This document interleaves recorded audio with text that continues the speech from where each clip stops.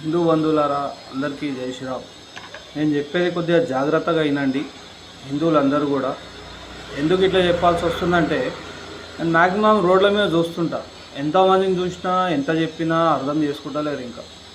ఎందుకంటే వాళ్ళ మీద గ్యారంటీ పెట్టుకోకండి. వాళ్ళని నమ్ముకుంటే మిమ్మల్ని మీరు అమ్ముకున్నట్లనే. వాళ్ళు ఎవరు అంటే ముస్లింలు.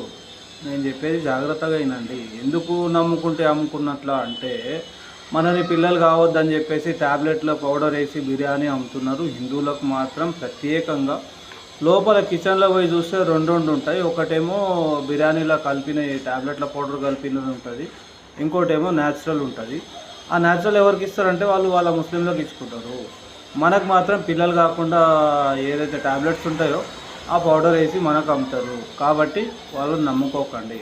ఇంకా పండ్లు అంటారా, పండ్ల మీద అయితే ఉచ్చబూసుడు ఉమ్మిచ్చుడు కొంచెం కొంచెం కాదు, అది చాలా ఓవర్ చేసేస్తుంది.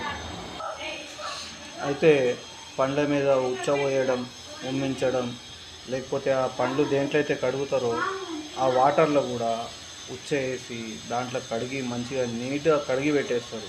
మనం ఏమనుకుంటామంటే పండ్లు చూసినప్పుడు అరే మంచిగా ఫ్రెష్గా ఉన్నాయి కదా, నేనే రోడ్డు మీద పాపం వాళ్ళు ఏదో అమ్ముకుంటారు కదా, పెద్ద పెద్ద షాపులలో ఎందుకు ఇట్లా చిన్న చిన్న అమ్ముకోటోళ్ళ దగ్గర తీసుకుంటామని మనం అనుకుంటాం. కానీ అది కాదు, అది చాలా తప్పు. అది మనం చేసేది పెద్ద తప్పు. ఎందుకంటే ఇప్పటికీ కూడా వీళ్ళకి బహిష్కరించకపోతే చాలా అంటే చాలా ప్రమాదం మన హిందువులకి. మిగతా వాళ్ళకి ఎవరికి లేదు, అది ఓన్లీ ఫర్ హిందువులకు మాత్రమే ప్రమాదం. ఎట్లా ప్రమాదం అంటారా, మొన్నటికి మొన్న చూసిరు కదా 26 మంది ఎట్లా చనిపోయారు. వాళ్ళని కల్మా చదవమని చెప్పేసి హిందూ అని తెలిసి పాయింట్లు ఇప్పి చూసి వీడిని కట్ చేసింది ఉందా లేదా, వీడు ముస్లిమా హిందువా, హిందూ అయితేనే చంపేయాలి, ముస్లిం అయితే మనోడు వదిలేయాలి అని వాళ్ళ మనసులో ఎట్లయితే ఉందో, మనం కూడా వీళ్ళని కొట్టొద్దు తిట్టొద్దు, ఓన్లీ ఆర్థికంగా బహిష్కరించాలి. దీన్ని మన వాళ్ళు అందరూ దృష్టిలో పెట్టుకొని ఎవరెవరైతే ముస్లింల దగ్గర కొంటలేరో, ఓన్లీ హిందువుల దగ్గరనే కొంటున్నారో వాళ్ళు ఒక్కటే కొనేది కాకుండా ఇంకో 10 మందికి చెప్పండి. ఆ 10 మందిని కూడా ఇంకో 10 మందికి చెప్పమని చెప్పండి. ఏమని, ముస్లింల దగ్గర కొనొద్దు అని.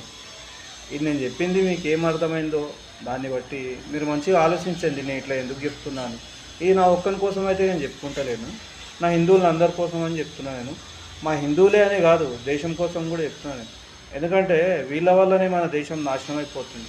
ఒకసారి పాకిస్తాన్ గెలిస్తే ఇక్కడ ఉన్న ముస్లింలంతా ఎంజాయ్ ఎందుకు చేస్తారబ్బా, ఎందుకు పండుగ చేసుకుంటారబ్బా, ఒక్కసారి ఆలోచించారా? మన వాళ్ళు ఎవడన్నా ఆలోచిస్తాడా అట్లా? ఒక్కసారి ఆలోచించండి. మనం కూడా కొద్దిగా బుద్ధి జ్ఞానం తెచ్చుకోవాలి. ఇప్పటిదాకా ఎంతమంది ముస్లింలను బహిష్కరించారో వాళ్ళందరూ కామెంట్ చేయండి. ఈ వీడియోని ఒక 10 మందికి షేర్ చేయండి. అందరూ దయచేసి ముస్లింలను బహిష్కరించండి.